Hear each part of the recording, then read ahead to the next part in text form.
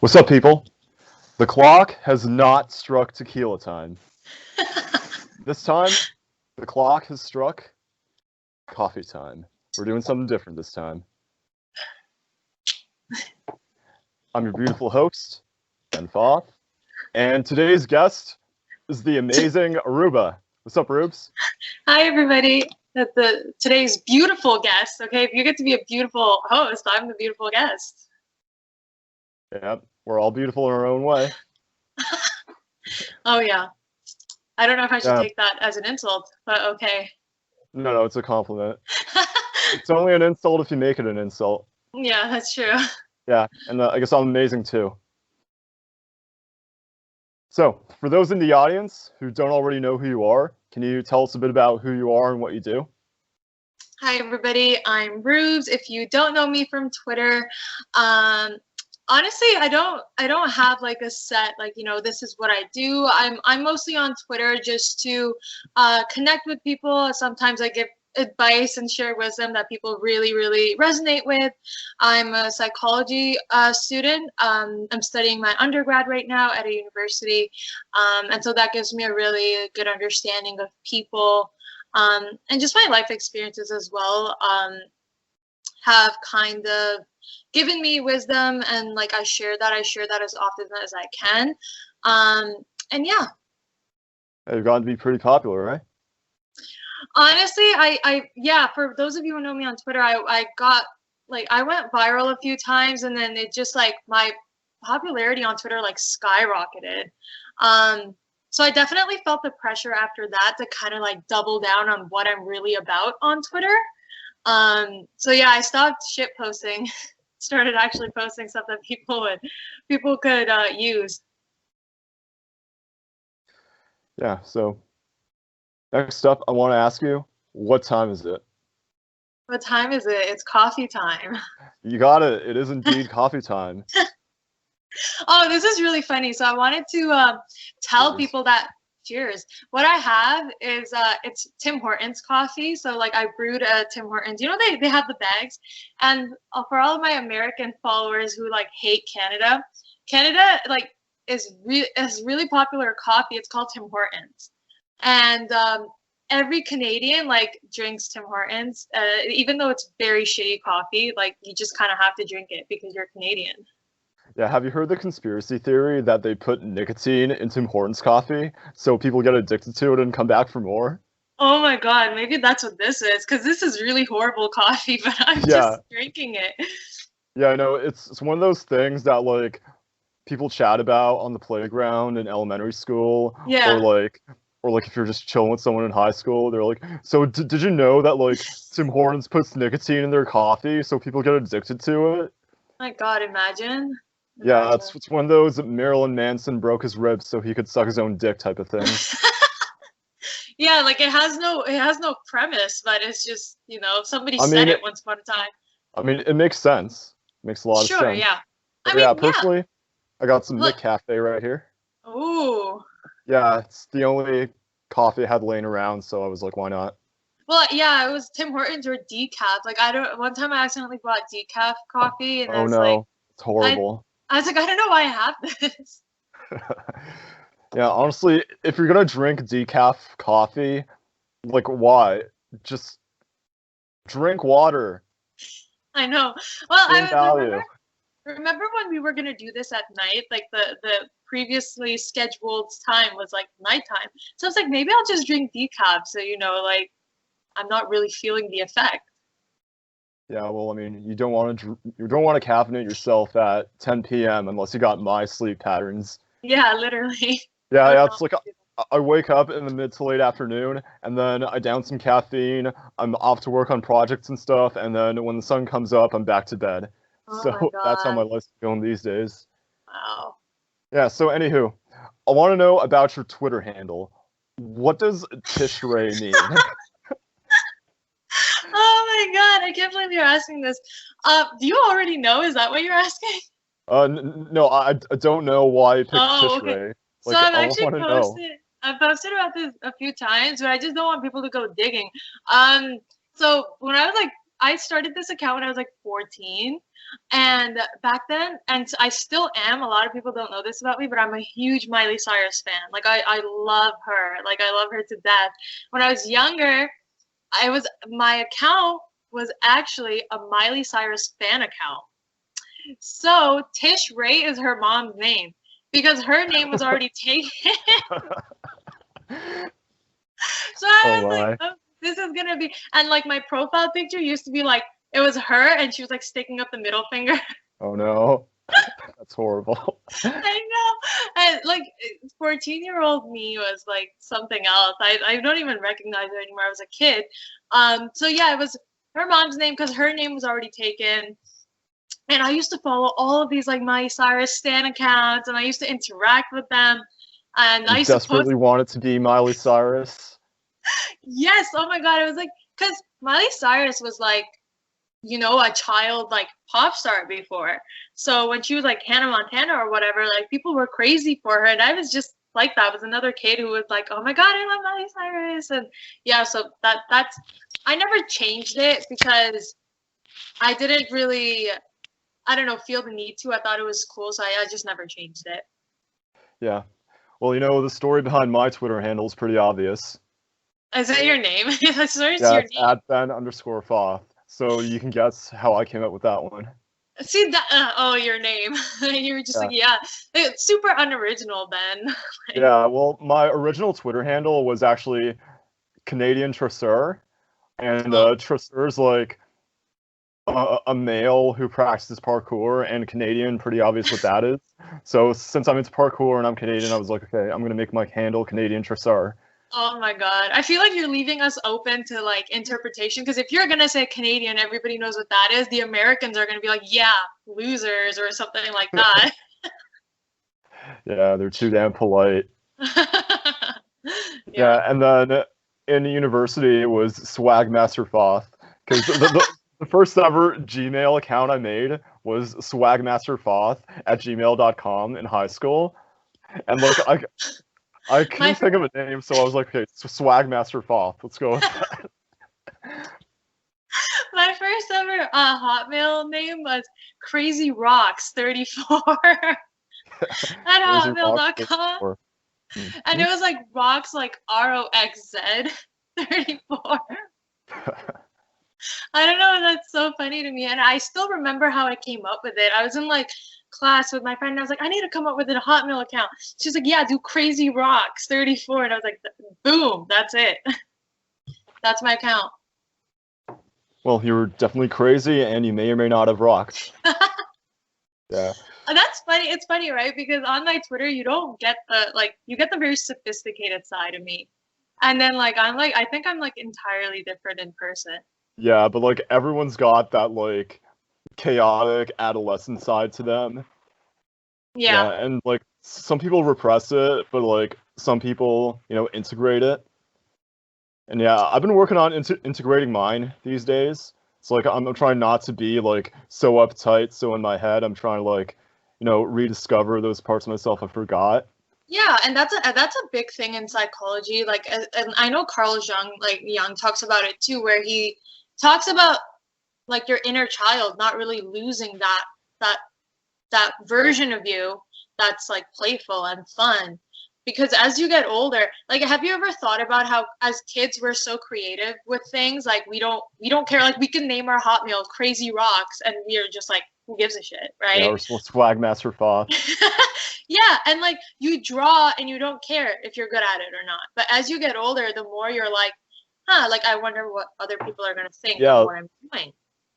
Yeah, the more concerned you are about like the material stuff, like how you look, how much money you have, what job you have, how much sex you're having, who your friends are, like where you're seen. Mm-hmm. And yeah, it's easy for someone to like drown themselves in that sort of stuff.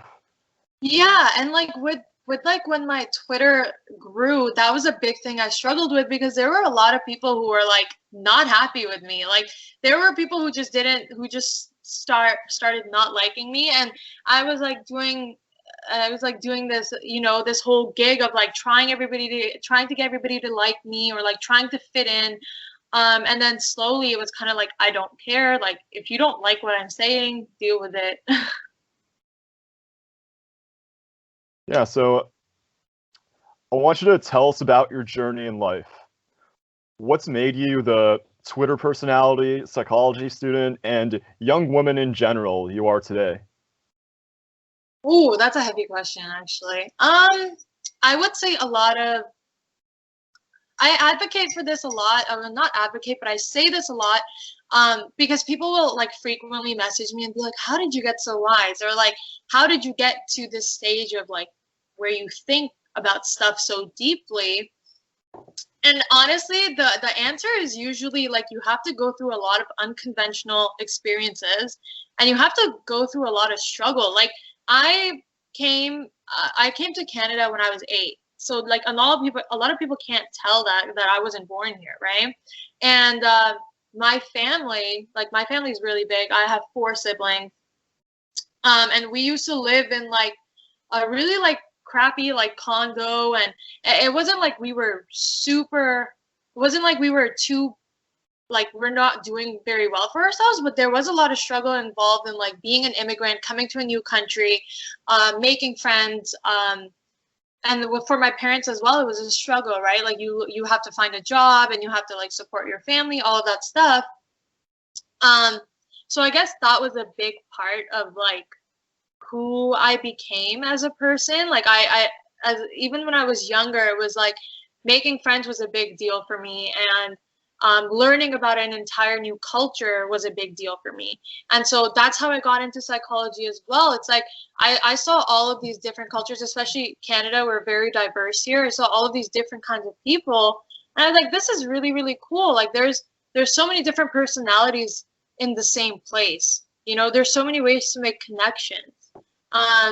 And that kind of really like propelled me into this world of like, I want to understand people. And at the same time, like I went through a lot of friendships and the relationships in general that were very unconventional and very like, I don't know. I feel like it's a spiritual thing where like, if you're meant to become a certain kind of person, you will go through experiences that, you know, shape you into that person. And so my friendships were almost always full of a lot of drama and full of a lot of like heartbreak in a sense.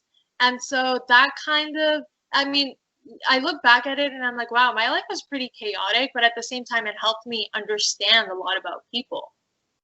So I would say that's honestly why like people will say, how did you get so wise? And I'll be like, well, you have to go through certain things with people that, you know, you can't force yourself to become wise by putting yourself in bad situations.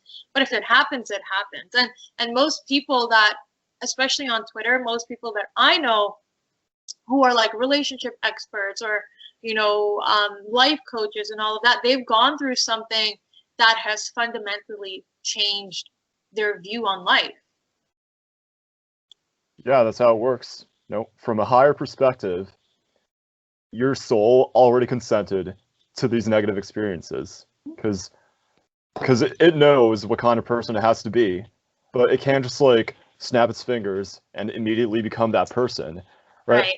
Yeah, like your soul picks a direction it wants to grow in, and then life, the universe, source, God, however you want to put it, sends experiences your way that are supposed to forge your soul into that person. So, so like, yeah, all these experiences, negative or positive, they were pre-agreed upon by your soul. Yeah, it's like, this is the person I want to become, and this is the price I'm willing to pay for it. Mm-hmm. Yeah, and that's why, like, you'll frequently see me, like, mix psychology and spirituality kind of together, because the person you are isn't something, you know, it's the whole nature versus nurture thing, right? Like, the person you've become isn't just because of your experiences, it's because your soul already made a contract. And it was like, these are the things that I will go through in life. This is the path that I will take to become who I am. And when you look back at your life, you can actually see that, like, especially older people, like, I'll sit down and I'll ask my mom, I'll be like, one day I asked my mom, like, what do you think your soul came to learn in this world, right?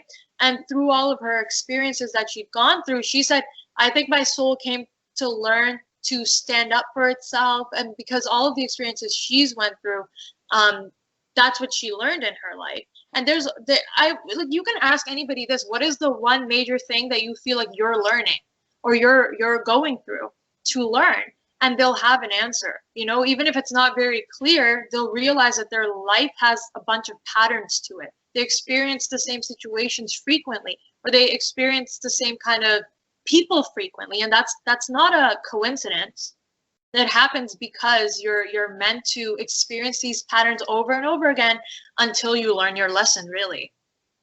Yeah, that's exactly how it works. And it sucks seeing people in your life fall into the same destructive patterns for years on end, but in the end, all you can do is just leave them to it, because that's what they're choosing to do. And right. That's where free will comes in. Like, the experiences that come your way, like your general path in life, that's already pre-agreed upon by you. But within that path, you can take like multiple directions, some of which lead you to your higher purpose, some of which don't. And some people, they choose the path of misery, they choose the path of stagnation, they decide not to grow, and that's their choice. Like if their growth into a higher version of themselves was coerced or mandatory, then it wouldn't actually mean that much, because it wouldn't be a choice they're making for themselves. Right. This is something that I'm actually coming to learn too, that I didn't really have a good grasp on before. And that's because the lesson is that some people make their life purposely more complicated, and they don't even realize that they're doing it. So it'll happen because they keep picking the same situation over and over again, and they'll think, this is outside of my control, like I can't just walk away. They'll come up with all kinds of excuses for themselves. And I used to do this too, where I would be like, no, like, there has to be something more here. We have trouble letting go of the story that we've created, right? Like, if I tell myself, I'm going to stay in the situation no matter what, because I believe this is what my life is supposed to be about, or this is the most important thing to me, but that thing continues to harm me and I don't realize it, then I'm responsible. I'm accountable for putting myself in that situation over and over again, knowing that it's bringing me pain, right? So a lot of people will purposely make their life more complex. And as I get older, that's my number one lesson, that a simple life is just as, like, I think people think that the more drama you have in your life, the more interesting your life is. But No, actually, that's not the case at all. right. The more drama you have in life, the more you're complicating it, the more you're putting yourself through things you don't really need to go through. So simplify your life and walk away from situations that make you feel like you have to choose complexity. That's what I do that all the time now. Like, if something gets especially with personal relationships, if I see that, well, obviously, if you're in a permanent relationship, I would say yes, work it out. But if you see with friendships, or if you're going into a new relationship and you realize that it's complex from the very beginning, I would say do not put yourself through that and walk away as early as you can, right? Like, my friend Porkchop, she made a great tweet. She said, when people say that you're supposed to stick it through relationships, they're talking about people who have been married for years and years and years, and later on, their relationship has gotten harder. But for people who have just gotten into a relationship and they have a boyfriend or a girlfriend and it already feels like it's very, very hard, chances are that you're choosing to make your life more complex at that point. Yeah, what I do with friends is, like, if they're going down a path of misery, I have a 3-strike rule. So like, I'll still, like, be an example of a good person as best as I can be. But at the same time, I'm going to watch their behavior. I'm going to watch what kind of person they're choosing to be. And, like, if they cross my boundaries, or if they, or if they, like, do something that goes against my morals 3 times without learning from it, because that's the key, without learning from it. Right. Because we've all got our mistakes, we've all got our fuck-ups, and, like, if we all cut someone off, like, the second they made a mistake or did something bad, like, no one would have any friends. So I give people in my life 3 chances. So it's like, if they make 1 mistake, don't learn from it. Okay, maybe they'll do better next time. Second time, they make a mistake, cross my boundaries, do something immoral.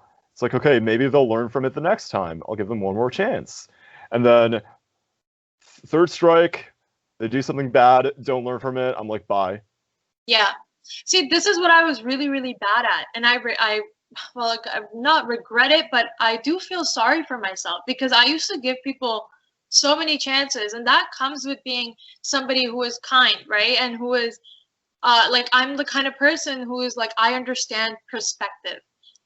And there's a lot of people like me who are like, I understand your perspective, so I'll forgive you.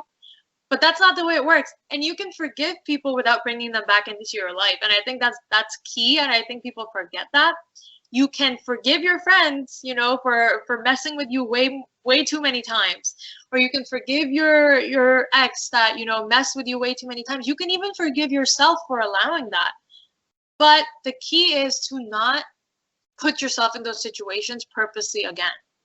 After you've learned your lesson and you've given people, the 3-strike rule, I think is perfect in that sense. Like if you've given them a chance to prove themselves and you've given them, 3 chances to prove themselves, which is already a lot, and they just keep messing up, then I think you have to, at a certain point, you have to protect yourself. Yeah, that's true. Like part of having love for the people in your life, whether they hurt you or love you or whatever, is choosing to love them no matter like which path they want to go down. And loving them does not mean having them in your life. Like there are people who've been in my life who have like messed with me, abused me, like made me feel like really horrible about myself. And I still have love for them. I still have love for the part they've played in my life. Like I wouldn't have them in my life as I am right now, but I look back on it like I'm happy I had those people around so they could be like mirrors to parts of myself that needed improvement or more love. Mm-hmm. Right, yeah. And you brought up a perfect point that you can love people from a distance, or you can love people even if they're in your life or if they don't love you back, because love is freely given and received, right? Like it's not, that's one of the things I learned too. Like I can say that I love somebody, but I don't have to possess them. Possession is different than love. And so if you feel like you still love your friend and you're struggling with letting them go, just understand that you can continue to love them without giving them space in your life or without letting them cross your boundaries. Right. Yeah, and one thing people don't tend to get about love is that it's actually really painful a lot of the time. And and it, and that's just the sacrifice you need to make because it's the universal law of equal exchange. Right. Part of loving someone means making the right sacrifices for them. And now this doesn't mean sacrificing your sense of self. This doesn't mean like, becoming codependent and dedicating your life to them. It simply means, understanding that if you want a better relationship with this person, you're going to have to go through some tough times with them. Like there are things about you two that are going to clash, that are going to piss each other off. And the real like sign of love isn't that, it's all perfect, fine and dandy. You finally found someone who really gets you. It's that like you found someone who may or may not get you, but they're willing to grow in the same direction as you. And that growth is the love. That growth through the tough times and the good times, that is the love. Right. That's beautifully said. And you brought this up before. It's about learning. Like if you love somebody and they're messing up, the point is that they're learning, you're learning, and you're promising each other to be better, because you can't, that's the thing about love. Like you said, it's a painful thing. You're coming into this world, actually everybody comes into this world to learn to love, right? Like God or the source or whatever you want to call it. I choose to call them God because I'm a religious person. God, it loves us unconditionally. Humans, on the other hand, don't know how to love unconditionally. They're actually very bad at it. Our love is always conditional. And so we come to this world trying our best to love other people despite placing conditions on them and despite, hurting them. And so with that comes a lot of pain. With that comes you know, times where you feel like you no longer want to do it, you no longer want to be a part of it. But you have to choose the people who are willing to grow with you and change with you and learn with you. If you get signs from people that they aren't as passionate about you as you are about them, they aren't as willing to grow with you as you are with them, and they aren't willing to learn from their mistakes, yeah, chances are you're increasing the complexity in your life rather than, you know, simplifying. Yeah, I've had a lot of people in my life who I've loved, but I had to let them go, or they let me go, because we just weren't growing in the same direction. Yeah, the same here, same here. And I think that's what, like, I want to tell people that when they ask me, like, how do you know all of this? And all of this knowledge actually comes from loving people, being loved by people, but also being hurt by people, right? Like, if you're never hurt by somebody, if you never see the dark side of somebody, or you never see the dark side of human nature, you're always going to be stuck in this kind of loop that everything is fine, but then something always happens that I feel like people who kind of walk through their life, like I used to do this, I used to walk through my life like everything was fine all the time. And then I got, you know, I met people who kind of shook that up for me. They shook that reality up for me. And I really saw the dark side of humans. I saw like what they can be capable of. And really at that point, you have two choices. You can either, you know, become black-pilled and you can be like hopeless. You can be like, you know, a lot of people on Twitter will be like, you know, life sucks because I went through these difficult situations and I saw people who are not good people and all that. So you can life's awesome because I went through these difficult situations and I saw people who aren't good people. Right. So you can, and then the other choice is like, this is how it is, but I can choose to be different. You know, I can still choose to love as passionately as I did before. I can still choose to be kind. I can, you know, practice my boundaries, and I can, you know, despite how other people are, I can still choose to be the person that I'm supposed to be. Yeah, you got that right. Yeah, so next question is, would you rather have a cat the size of a spider or a spider the size of a cat? A spider the size of, oh my god, no, a cat. Oh no! Okay, now I'm really thinking about it. A cat the size of a spider. Is a spider fluffy? Fuzzy? I don't know, just imagine whatever kind of spider you want.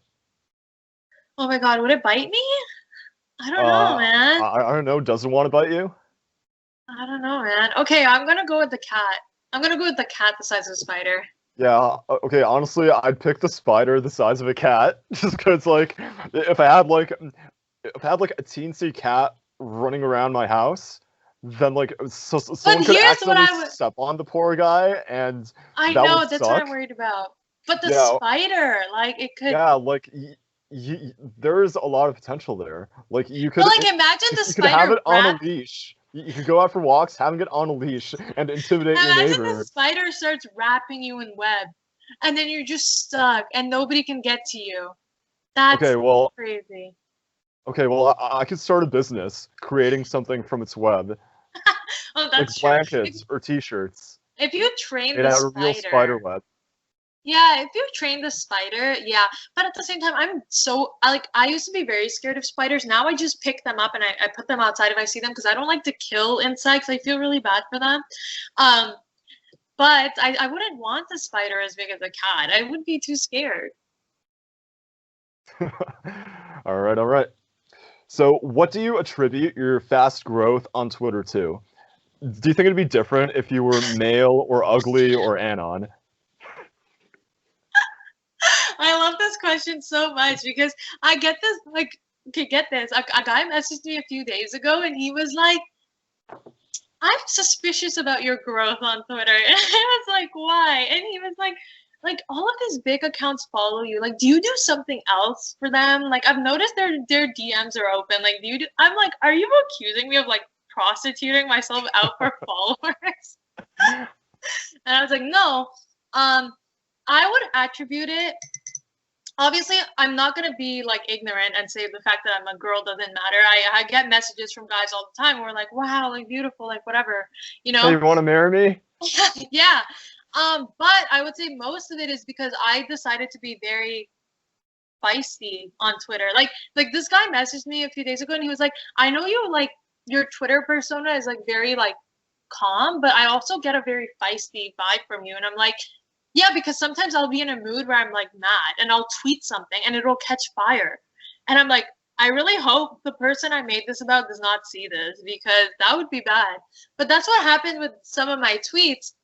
And then I would also attribute it to the fact that I like to talk to people. Like I was engaging with people before I got popular on Twitter, and I still do that. Like I engage with people. I know it gets hard, especially when you have a lot of people talking to you, but I make that my like number one priority. If I was anon or male, if I was ugly. male or ugly, maybe it would be slower because you saw like I gained like a few thousand followers in a day, so it would probably be slower. Like a lot, like I see this. I like I said, I pay attention to detail a lot, so I'll see like some anons like post tweets and they'll go viral, but then I'll check their follower account and it hasn't moved, and I'm like, are people just not following them because they're not a real like they don't show their real face? Maybe. But I definitely think it would have been slower. Yeah, because like all these guys are seeing you and they're like, oh hey, it's a pretty girl and she's got opinions and stuff. I want to follow her.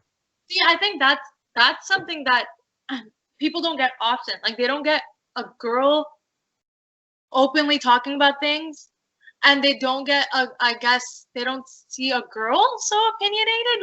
Like Twitter is very much run by like a lot of men, right? Like men who have a lot of large following.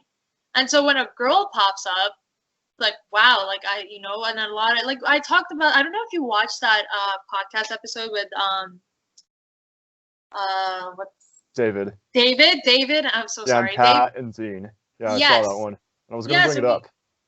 Right, so we talked about that, like the fact that guys will like project all these like fantasies onto like a girl with a lot of followers. That definitely plays a role in it. Well, I don't think it's your follower count. I think it's more like your archetype, because you're attractive in like a very Madonna sort of way. Oh, and, really? Yeah, and these guys see you, like I said before, it's a pretty girl who's got opinions and stuff. She doesn't seem superficial like all the Instagram thoughts. And then they get all these fantasies about wifing you up going through their heads, and they're like, oh, I should DM her. And then yeah, it's pretty bad. Yeah, for sure. I get a lot of that. Yeah. Yeah, so how has popularity on Twitter changed you, for better or for worse? How has it changed me? I go on my phone a lot more now. Like I'm always on my phone. But like that's always been a big thing for me. Connecting with people is a big thing for me. Like I really like talking to people. I like engaging with people. And so with Twitter kind of blowing up, I get the opportunity to really do that. Like I talk to people all the time. I'm always on Twitter talking to people. I would say the way it has changed me is that it has definitely made me more confident in myself. I would say people actually, caring about what I have to say, and like reaching out to me and like saying all of these nice things. Like I wasn't as confident in my ability to, give advice before, because I am extremely young too. And so I was like, oh, like why would I like say anything important? Like I'm young, I don't feel ready to give advice. But with the fact that people have been so nice and open and receiving about this stuff, it makes me like super confident in my ability to spread messages and talk to people and all of that stuff. Yeah, so what are some important things you've learned in your time on the Bird app?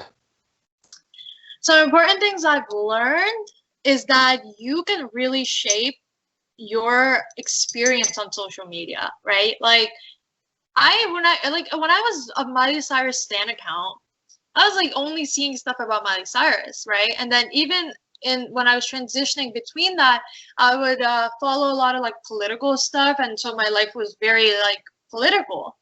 But as soon as I changed that, I came to like the side of Twitter I am on now with relationship advice, career advice, marriage advice, all of that stuff.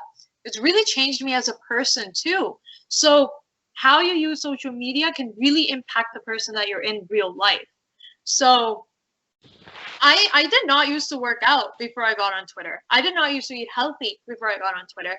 I really did not take care of myself that well when before I got on Twitter. Even following older women, learning more about like femininity, learning about, being a woman in today's world, like all of that has really impacted me. So the one thing I've definitely learned is that seek the people out that you want to learn from, that you want advice from, wherever you feel like you're lacking in your life and you could use guidance. Follow older people who know what they're talking about. Follow people in general who know what they're talking about. And you'll actually see your life change. Like, this has been very true for me. I've seen my life change. I've seen myself change as a person. Yeah, because it's all programming, eh? Oh, yeah. Yeah, for sure. Yeah, it goes into your unconscious mind, not just your conscious mind, and then it influences how you live your life. Right. Like, you'll see, like, on Twitter, I guess, they'll say like, oh, everybody's like LARPing or like role playing or whatever, but it can actually make a very significant difference in who you are. Because if you start talking about certain things and you start perceiving certain things, your subconscious actually starts to change, right? Like, I'm no longer the girl who's like always watching TV shows and like consuming pop media and all of that stuff. And I've really seen myself change as a person. And that's true for a lot of people that I met on Twitter, right? Like, their lives have completely changed from being on a side of Twitter that is more positive. And in a way, it's also more inclusive. Like, I've never met people who are so open to helping other people. Yeah, it's a really high vibration way of being. Yeah, it is. Definitely. I agree. Yeah, like, it's really, like, positively affected how I live, too. Because before I got on, this side of Twitter, I was already into self-improvement. I was already, like, striving to be a better man. But at times, like, I didn't know exactly where to go. But, like, I had that drive in me. I just didn't have direction. And, seeing how all these people live their lives, how they treat their bodies, their finances, their relationships, it's shown me that I have access to a higher standard of living. And all it takes is, me deciding, okay, I'm going to be like these people, and then letting the stream of life take care of that for me. Right. And I see this, like, with Twitter, a lot of, like, you can really tell that whatever people you follow, they really become a part of you in a way. Like, I've made some great friends on Twitter, like people who have guided me, like, and it's funny because in real life you don't have much control over the kind of people that you're around, right? Like, you have a very limited amount of people that you can speak to or that can enter your life. But with Twitter, that really changes. Now you're introduced to a lot of people. You're introduced to a lot of different opinions, and they kind of really keep you on track as a person as well. Because, like you said, sometimes you would slip up, even though you were interested in self-improvement. Yeah, that because was true. I was being influenced by the people around me. I was trying to live for their approval instead of God's. Right. And so when you're into self-improvement, but then something keeps derailing you, you kind of need the constant reminders. So when you go on Twitter, like, that's kind of a reminder for you. Like, you see all these people living out their lives so beautifully, and it does really become a constant, like, goal or a reminder of, like, this is where you want to be. Yeah, it's like, you see them as, like, okay, what I was going to say was, if you're surrounded by people who, like, all have the same values, who all chase, like, for example, sex, material things, getting drunk every weekend, you're going to think that's how everyone lives. Like, that's going to be your normal.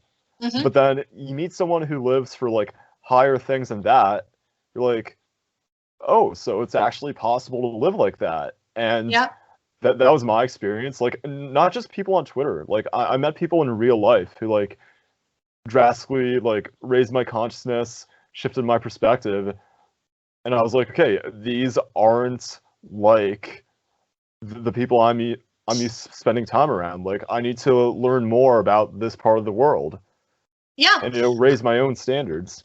that's what, like, I was talking about this with people before.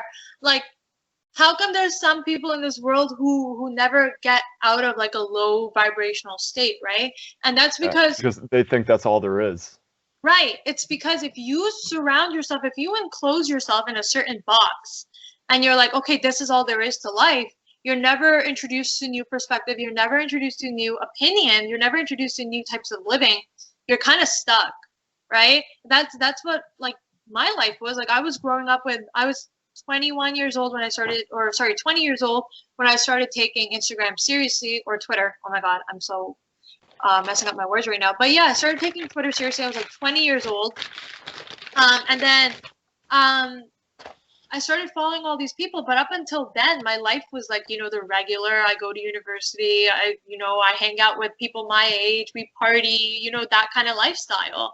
And then I got on Twitter and I was like, there's people my age who are making like tons of money, who are like working careers, who are like in relationships, like people in a like a union with somebody in marriage at like 22, 24 years old. And I'm like, I thought all of those things were so far away from me, and now this really puts it into perspective that it doesn't have to be. Yeah, same here. Yeah, like my original plan was just like the normie career path. Like I was gonna go to university, get a degree, rise up in like the normie job type of world while like getting drunk on the weekends with my friends. Right. And then life got in the way. I realized that's not the path for me. You know, Yeah. that wasn't actually making me happy. And I decided, you know, even before like I got into Twitter, I was like, okay, this isn't all there is to life. Right. So I'm gonna enjoy it for now, but I got higher goals than this, and I didn't know exactly what, but like I was taking steps. I was just gonna figure out as I was going along. Right, and that this actually ties beautifully into what you said before, that we've already chosen the life we're here for. So getting on Twitter, being introduced to these people, that was sort of inevitable in a sense, right? Like you're meant for more, and so you're intentionally introduced to these new ideas that kind of raise you up from where you're stuck at.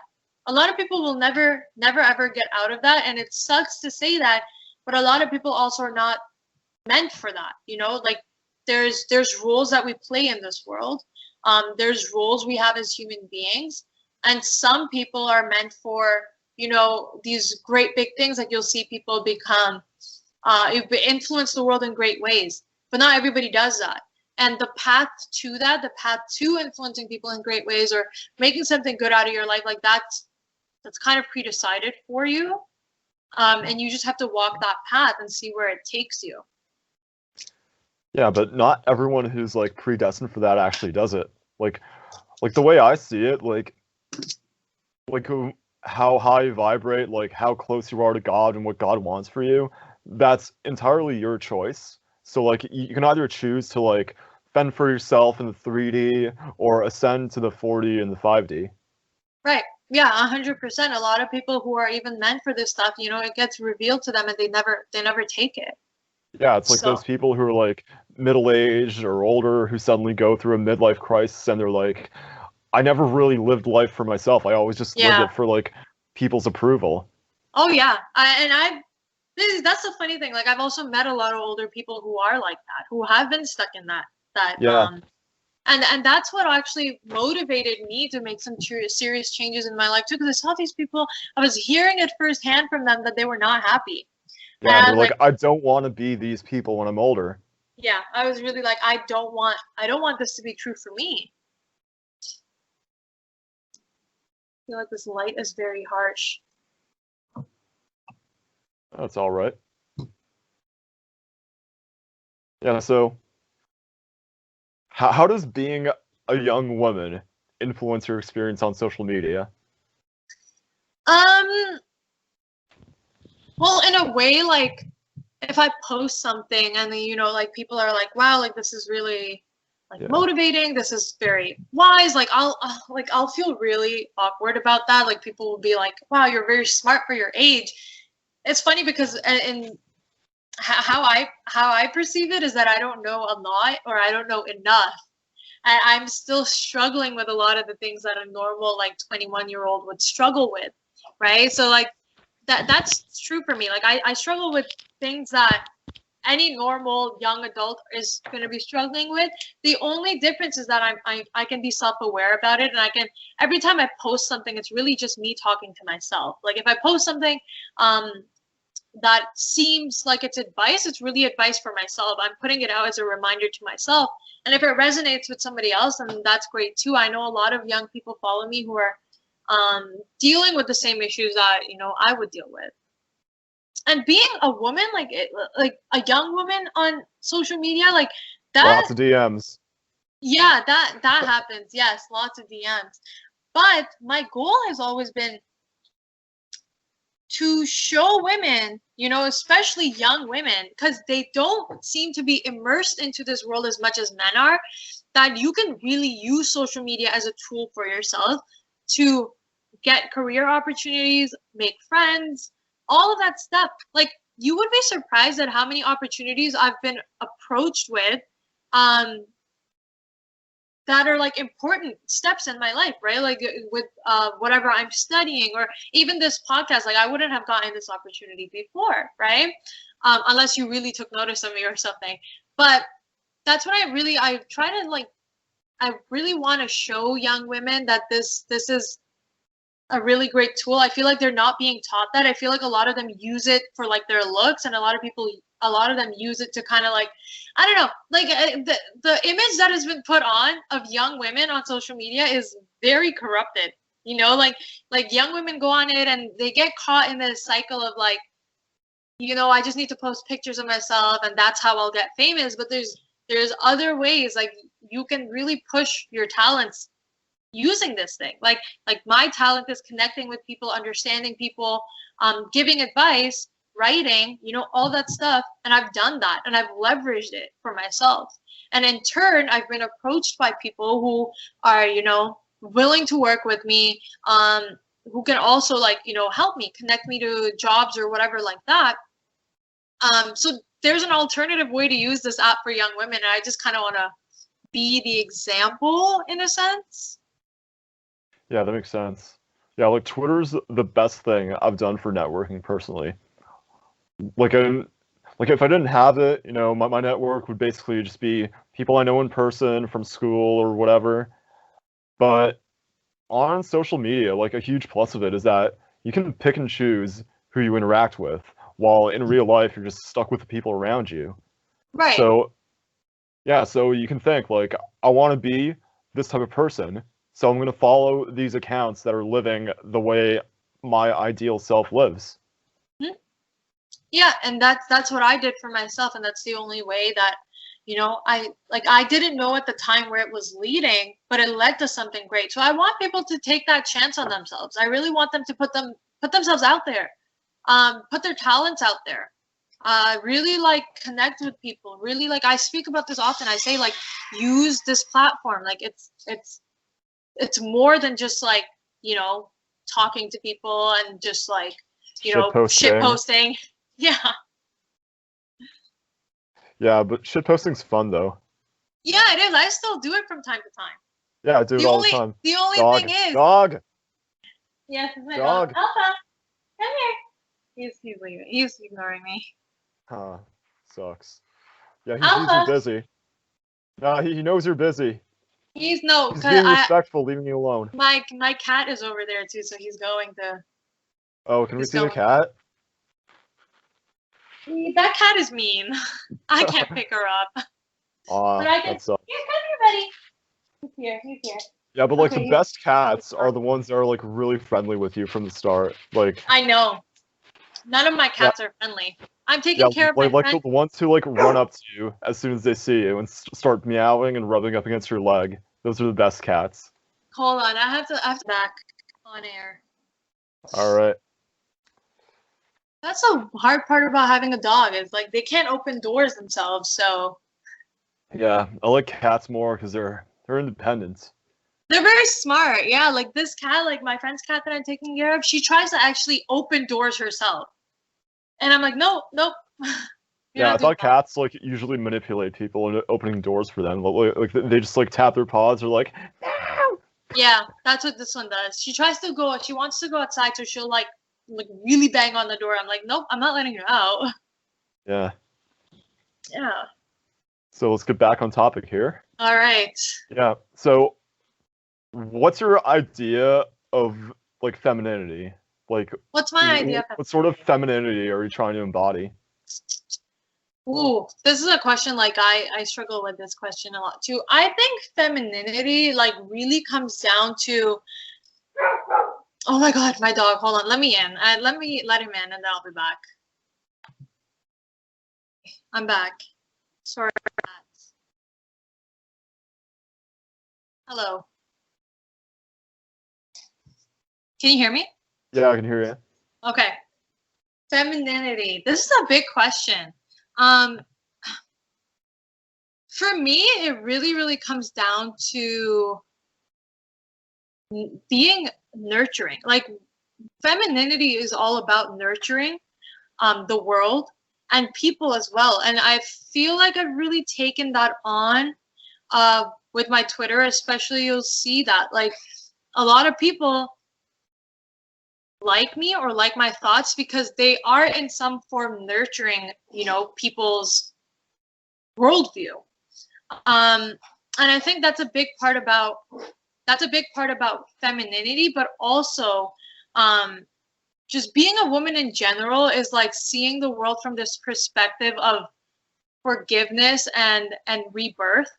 And I've really embodied that, I guess, in my persona, where I try to show people that no matter how much you think the world is, you know, too far gone, there's always room for forgiveness for others and forgiveness for yourself and moving forward. Like while the masculine is all about you know, leading and protecting, and really like the masculine is not as kind as the feminine is in that sense. Like it's not about kindness, but kind.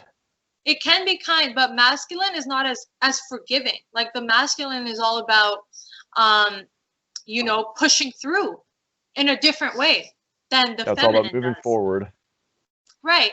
And the feminine, like I saw this tweet before too, where it was like, you know, women will accept you back into their life as long as you show them you care about them. And that's true for a lot of women. Like women really, they do offer that chance of forgiveness, and they offer that chance of rebirth to people. And so I think that's a big part about femininity. In the physical, I would say like I've changed a lot of like I guess with femininity, the physical is very mystical as well.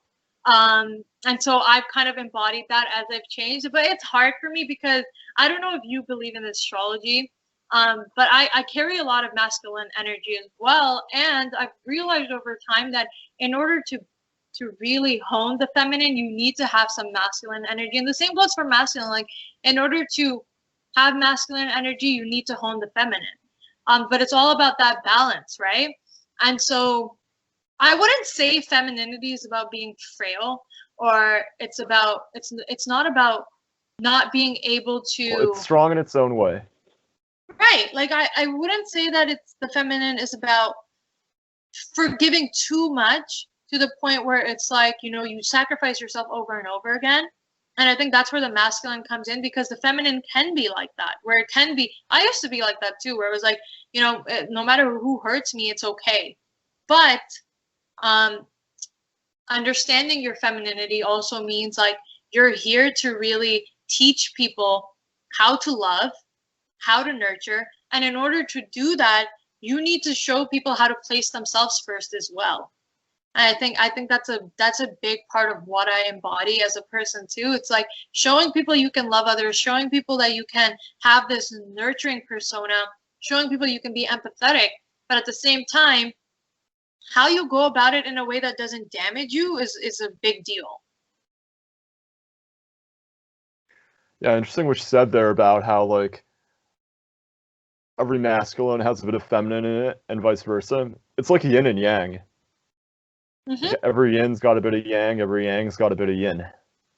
Yeah, 100%. And I think I think this is where a lot of people who haven't really accepted that, you'll see like they're stuck. Like they're stuck on the opposite end of the spectrum. Like some people are like, you know, even men, like if they're too masculine, then and they completely reject the feminine, right? Then they're kind of stuck in this very disconnected, cruel, almost indifferent state of being. Yeah, it's a one-dimensional form of masculinity, Mm-hmm. where you think that like being strong and tough and like dominant is all it takes to be a man, and Yes. that's just part of it. Right. That's definitely part of it. And then you'll see like women who are way too feminine, you'll see them really kind of like be very frail or be very like unwilling to stand up for themselves, and they'll end up in situations where they're kind of being abused, right? Like they're almost being really kicked down and kind of like I feel like when people think of femininity, they think of submissiveness. That's part of it to an extent. Being willing to be led obviously comes in play, but when you're a woman and you're like, you know, all about submissiveness and you're very like in this frail state, I've seen women be in this state, you can really take on a lot of abuse, and that's definitely not good. Try not to not make this lighting so harsh. Why is it so harsh? Yeah, so the way I see it, like every man's got a bit of a feminine side, every woman's got a bit of a masculine side, and what's important isn't like shifting entirely to the other end of the spectrum. It's about taking that feminine energy in you if you're a man, or masculine energy in you if you're a woman, Right. and yeah, like transmuting it into like a more refined masculine or feminine. Like, for example, if you're a man, you feel a bit of that feminine energy, but you transmute it into masculine pursuits. Or if you're a woman, feeling some masculine energy in you, you transmute it into feminine pursuits. Right. Right. I think a lot of people struggle with that, and you'll see it on Twitter especially, where like a lot of people will really try to push like their super masculine side onto men, or like women will try to push this like super feminine kind of side, right? Like you'll see this with like trad females who are like, being a woman is all about being submissive, and being a woman is all about like, you know, all of this crazy stuff. And then you'll see like the manosphere kind of like push this idea that being a man is all about being very dominant and being all of this and blah blah blah. And then it's like when you're living these one-dimensional kind of ways of being, like everything revolves around that balance, right? And if there's no harmony, if there's no balance, then it really harms you as a person too. Yeah, and it's really easy to LARP it. Like you see these men who are like, you know, preaching how alpha they are, how masculine they are, like all these like platitudes on how to be alpha and dominant. These men actually aren't happy with themselves. Right. Like they're hiding behind a caricature of masculinity because they don't want anyone to find out that they're actually soft underneath it. Right. And in real life, like it's so much more complicated. I feel like on Twitter, it's very easy to push like personas, but real life, obviously, when you see a person in the flesh and blood, they're going to be experiencing all sorts of emotions. Like I've never met a person who, even if they say like, "Oh, I'm like very indifferent to things," right? Like you'll even saying Yeah, but like watch why they're saying that. It's like, right. oh, I don't care about anything. I'm so indifferent. Like, why are you Yeah. saying that? Like if you were so indifferent, you would be indifferent to yourself being indifferent. Right. Like people, that's what I was literally about to say. Even being indifferent is some sort of trauma response, right? It's some sort of emotional response to something. And so really like you're always experiencing emotions as a human being. Like I don't think anybody should be ashamed of that. I don't think Even if you're a man. Right, exactly. We men got our feels. Yes. Be proud of it, Ben. Yeah. Yeah, and like on the other end of the coin, it's like, you know, some men think women are like entirely emotional, entirely, you know, chaotic and driven by irrationality, but like the truth is women have a rational, logical side to them as well. Yeah. I And mean, do I seem overly emotional? I mean, you seem controlled. Thank you.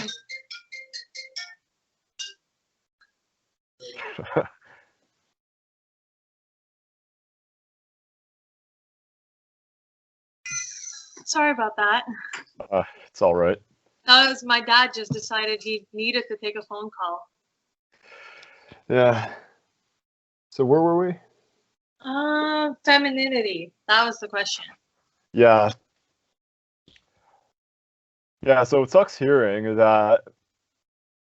Okay, so there's like a debate that's like, well, not really a debate, more like a, how do I put this? Like ideological disparity between like the new age way of thinking and like the classic traditional way of thinking, where it's like people either think that men are supposed to be like utter crybabies, that they're supposed to like vent every single horrible thing they're feeling, you know, that like it's okay for men to cry, it's okay for men to be weak. And then there's other people who are like, you know, men should be strong, men should be stoic, and men should hide their feelings because the second you get emotional, women are going to think you're weak. And, you know, both those ways of thinking are right about part of the picture. Like, my take on it is that you should be emotional as a man. You should express your genuine thoughts and feelings as a man. You should be vulnerable, but you should do that out of a position of strength, out of a position of weakness. Because one thing this like manosphere red pill theory gets right is that no one cares about your problems if you're a man. No one cares how you feel about your problems. No one cares how depressed, anxious, you know, traumatized, like horrible you feel. And like if you vent that stuff as a man, then people are going to lose respect for you. People are going to think you're weak because no one respects a weak man. Right. But at the same time, like it's inevitable that as a man, you're going to go through some bullshit, you're going to have your tough times. You're going to have domains in life where you just don't measure up and you're going to feel bad about that. But what's important is recognizing your feelings, accepting them, appreciating them, but doing it in a frame of strength and growth. So it's okay to say, like, I'm a man and I'm not feeling too good right now. I'm feeling like sad or whatever, but it's something I'm gonna overcome. It's something that I'm feeling just because it's a normal part of life, and it's there to strengthen me. Like that's the frame that men should express their feelings in. Right, and I think it's also important to surround yourself with people who will care, right? Because I think, like, if you vent on Twitter, it's very unlikely that people will actually care. Like, even if they say they care, even for women, this is true. Like, even if people actually say they care, 99% of the times it's just like something nice that they're saying. It doesn't mean that it's they like actually virtue signaling, right. or a Like guy trying to get into your pants. right. It's not like they actually care. So it's very important for men and women both, especially men though, to surround themselves with people who do care. And I think a lot of men will come to me with this and they'll be like, women don't care about men's problems. And I'm like, listen, you need to find a woman who will care so that you don't care about the 99% other women that are not caring, right? Like at the end of the day, it should be about the woman you have chosen, who has given you, who is giving you that attention, who is giving you that kindness, who is giving you that grace. Same for women. Like you seek it in the people who are actually close to you. If the people close to you are not giving it to you, that's a problem. I don't consider it a problem that strangers are not giving you that attention. Yeah, like the way I see it, like women can care about a man's problems as long as he's responsible for them, as long as he's solving them. Like, like no woman wants like a weak crybaby of a man who wants to cry on her shoulder about all the bad things he's feeling. But a woman does want her man to be emotionally open. Yes, you would be surprised. Like women crave connection. You'd be surprised at how many girlfriends are like, hey, like I wish you would speak to me more. or I wish you would tell me what you're thinking. And a lot of men, I would say, have created like this. I don't know. I know a lot of like red pill men advocate for this too, where they're like, hey, don't tell a woman how you're feeling, even if she asks you, because she doesn't really want to hear it. But I mean, she does want to hear it. Exactly. Like she wants to help you, especially if it's your wife or your, whatever. Obviously. Yeah, she wants to connect with you on that level. But at the end of the day, we are all responsible for our own emotions. And if you bring it up over and over again with no hopes of change or learning your lesson or growth, then yeah, it's gonna get old. And I'm gonna tell you stop it.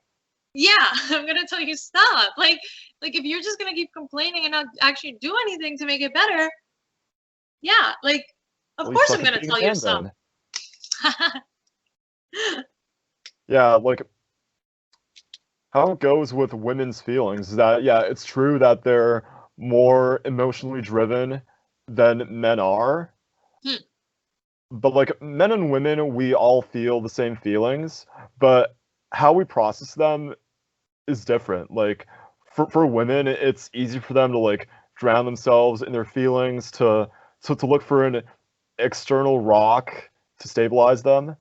But for men, it's like, personally, whenever I'm in a mood, whenever I have like an emotional problem, like my mind just like defaults to like trying to solve it. So it's like I'm in a mood and then immediately my brain's like, okay, why are you feeling this way? What can you fix to make it better? Yeah, I've noticed I go into this like problem solving type of mode. I've noticed this with men. Like, all the men I've been around in my life, they really like to process things internally. And then women like to really process things externally. And that's just a difference that you have to kind of get used to. Like men will sometimes find it annoying that a woman is always talking about her emotion. Yeah. And a woman will find it annoying that a man is not. Yeah. And a woman will find it annoying that a man is not talking about them enough. But it's just a difference in how they process these things. Obviously, there's always variations as well, right? But yeah. Yeah, have you seen the video, It's Not About the Nail? No, I haven't. Okay, so there's this video, it's like a comedy sketch where this woman has like a nail stuck in her forehead and she's complaining to her boyfriend about it. Right. And she's like, I'm feeling so horrible and like I don't know what's causing it. It's like this pain in my head. And then the guy's like, well, there's a nail stuck in your head right now. And the woman's like, no, why don't you listen to me? I'm feeling like feelings and stuff. Yeah, I should send that to you after we're done here. Yeah, that's funny. I mean, that's normally how it goes. Like, even if we know what the cause is, we want to talk about it. Like, women like to talk. Yeah, because that's how women, feel connected with other people. Yes. That's how they feel the love flowing in their life. Like, but by sharing their feelings with other people, like however irrational they may be. Mm-hmm. Yeah, you got it. Yeah. Yeah, like men often make a mistake where they like I see this in so many guys. Like when their woman has like a problem, they think that like solving it logically is gonna help because that's how they solve their own problems. Like us guys, as soon as we have a problem, it's like logical thinking mode. We're working this out like it's a math problem. Yeah. But like you try that with a woman, and she's not gonna feel loved. Well, yeah, a lot of the times women really just need that. Yeah. I understand your problem and it's okay to feel about it, right? We really need that. We need that, okay, it's okay to feel it out, even if there is a solution. We don't normally want to hear the solution right away. We just want to know that you're listening and that you care, that we are upset. Yeah.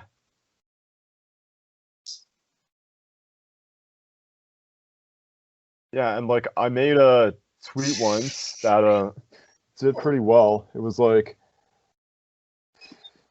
I'm gonna pull it up right now.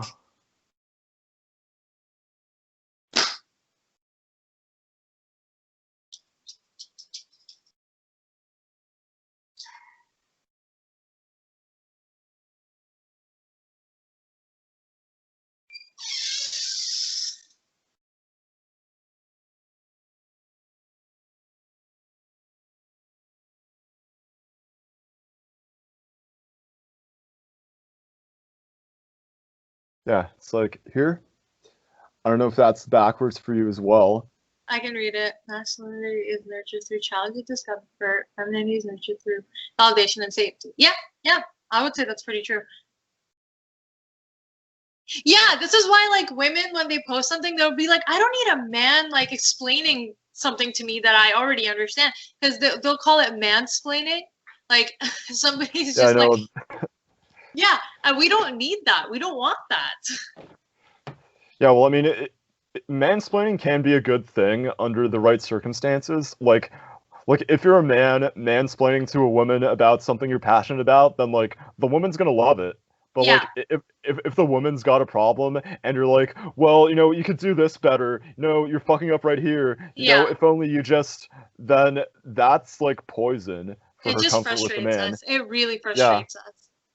Yeah, that's a mistake I used to make with like a lot of girls. It's like they'd be in a mood and I'd just be like, Mr. Self-improvement, like, you know, you should be doing this. You'd feel a lot better if you did this. You know, like Yeah. I do this and it makes me like, you know, a better person. But like looking back, like they just wanted to be heard. They just wanted a rock. Right. And I wasn't showing up as that rock. Mhm. Yeah. So lesson learned there. Yeah. Well, I hope you learned. Yeah. Yeah. Yeah, not making that mistake again. So And it usually takes experience with the other gender to realize these things too, right? Like it's not always clear cut. I never understood this before. yeah. Yeah, like just like a lot of men don't understand women, a lot of women don't understand men. And Oh, so that's 100%. that's why like it's not just men who have shitty dating lives while women have dick on speed dial with Tinder and stuff. Like Yeah, that's and not the reality of it. that's what I try to tell people. Instead of looking at it like, oh, she's a woman or he's a man and I don't, you know, like they think of everything differently. Like just think Yeah, that it's like everybody's a the other human. sex must have it so easy. No, it's not true. No. Everybody is a human kind of experiencing their own emotions and battling with things, you know? Like it's not easy for anybody. Yeah. Yeah, I heard about this documentary called Self-Made Man. Hmm. So this woman, like Nora Vincent, she did a social experiment where she disguised herself as a man for some months and like she did it because she thought life as a man was going to be so much easier than life as a woman, Hmm. but it wasn't that way at all. Like she ended up having to like go to a mental hospital because of how Oh that experience wow. affected. Yeah. Wow. That makes Yeah, sense. so like I mean, she realized like what a burden of performance men have. Like it was her who had to like make the first move with women. Like no one really like cared for her feelings because they yeah. thought she was a man. And Wow. like men think this way about women too. They're like, well, all women have to do is exist. And then men are like constantly chasing after them. They have dick on speed dial with Tinder and other dating apps. Like all they have to do is be young and pretty and their life's all good. But that's really not the case. It's a lot more nuanced than that. Yep, I Like agree with like you. life as a man is hard in its own ways, but at the same time, like life as a woman is hard in its own ways.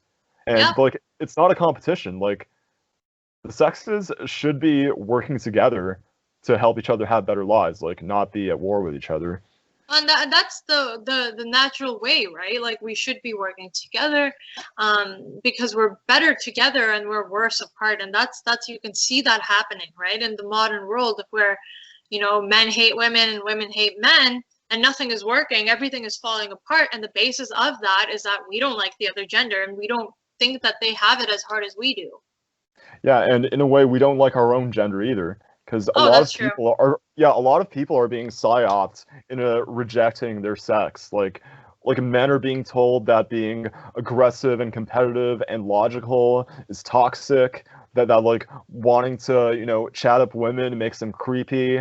That what else? That all these like male heroes from the past are actually toxic and Yeah. yeah, while women are being told that like wanting to devote themselves to a man, wanting to follow his lead but like still with a backbone, Or they're even being told having that, like, kids, or staying a stay-at-home mom, like that's apparently that stuff is toxic now, like, or that stuff yeah, is not like what a woman should be doing, right? Like if you hear about a mom who's like, yeah, I have babies, I have 10 of them at home, and I'm a stay-at-home mom, and people are like losing their mind, like they're like, oh my God, you're oppressed, and you're like, like it's crazy to me.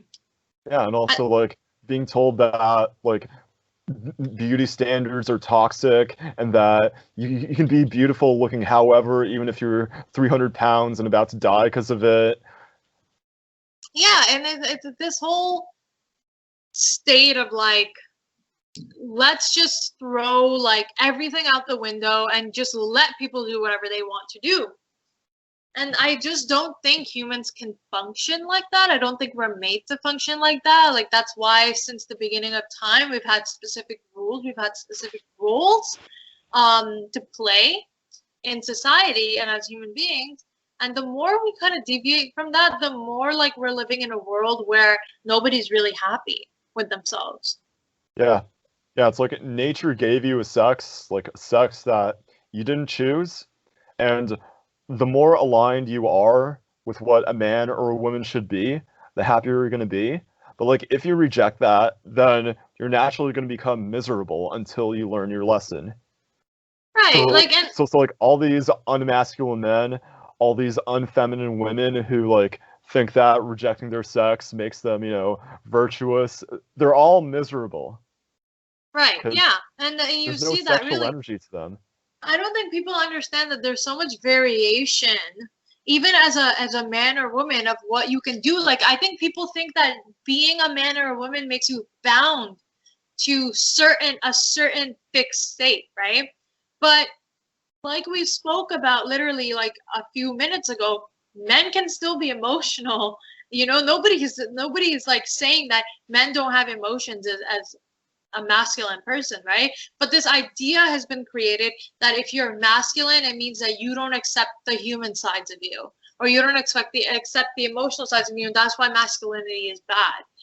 This concept has been created that if you're too feminine, if you want to be a stay-at-home mom and you want to follow those traditional roles, that you are not, you are oppressed or you are too submissive.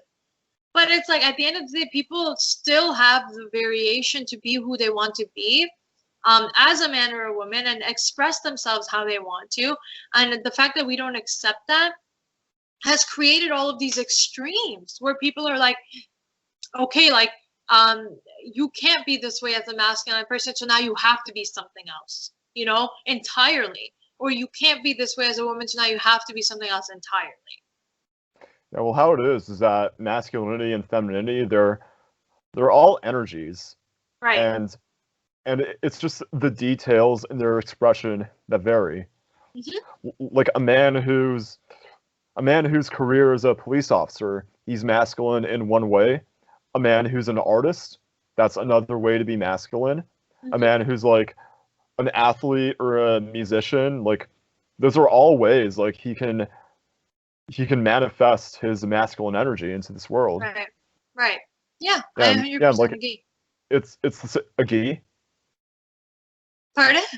Did you say a gi instead of No, agree? I said agree. Agree. Maybe it cut Okay, out. well, we'll see how it is in the recording. You're gonna play it back specifically to be like, what did she say at this exact moment? Maybe I will. Yeah, so Well, yeah, if it's so agree, then cut that part out. just one word. Just cut one word out. No, I'm not doing It's that. gonna be like, yeah, I definitely. Nothing there. Oh no. No, I'm not doing that. Yeah, so there's more than one way to be a masculine man. There's more than one way to be a feminine woman. But at the same time, like, there are underlying principles of living and being that make someone masculine or feminine. Like, for men, it's like strength and responsibility and providing for the people around you. While for women, it's more like supporting the people around you, bonding with the people Nurturing. around you, being beautiful and graceful. Like Yeah, there's nurturing. more than one way like a man or a woman can embody those traits. Yeah, for sure. I definitely agree there. Yeah, so I think it's just about time to wrap this up. Yeah, And is that it for the questions? I have to oh say no, I my. actually have one more for you. Oh, you do? Yeah, so before we cut it, what self-improvement advice do you have for young women that's worked for you personally? And also, what self-improvement advice do you have for people in general? So it's a two-part question, like self-improvement advice for young women and people in general. I would say that the self-improvement advice for women and people in general for me is the same. And it's like it's that don't be afraid to go against the grain, right? Like don't be afraid to go against the crowd. And this has always been true in society, that society as a collective will head a certain way. And sometimes like this happened to me a lot. I always felt left out. I always felt a little bit rebellious, right? Like I always felt like I didn't really feel understood. If there's a certain part of you that thinks, this feels wrong, or that, society is heading in a way that I don't really agree with, or people are telling me to be a certain way that I don't really agree with, feel free to embrace, um, who you are as a person. Like, feel free to embrace that rebelliousness, or feel free to embrace that, that maybe I don't really fit in with what most of the majority of the people are saying. Don't be afraid to voice opinions that are a little bit different. I know it's hard in today's world. It always has been hard to say something that doesn't really resonate, because there will always be a giant pushback against you. Especially for young women, this is a time where they're being coerced, they're being groomed to be a certain way. As young women, you get on social media, you're told that your life has to be a certain way, right? Like, you're told that your life has to be about objectification and over sexualization. Like, young girls go through this stuff, and I want them to know, like, this is, if they feel in their heart that it could be different for them, like, listen to that voice and heed that call. All right, well said. So before we go, is there anything else on your mind that you really, really want our audience to hear? Not really, except if you guys enjoy my work, please check out my Substack as well. I'm writing, it's a new thing for me. Check that out, and also check out Ben's Twitter and his podcast. He's a great individual, great host, great questions, and like, this is just great for me. Like, this is probably one of the most fun podcasts I've done in a while. All right, it's awesome, roobz. All right, well, loved having you here, and peace out. Bye, everyone.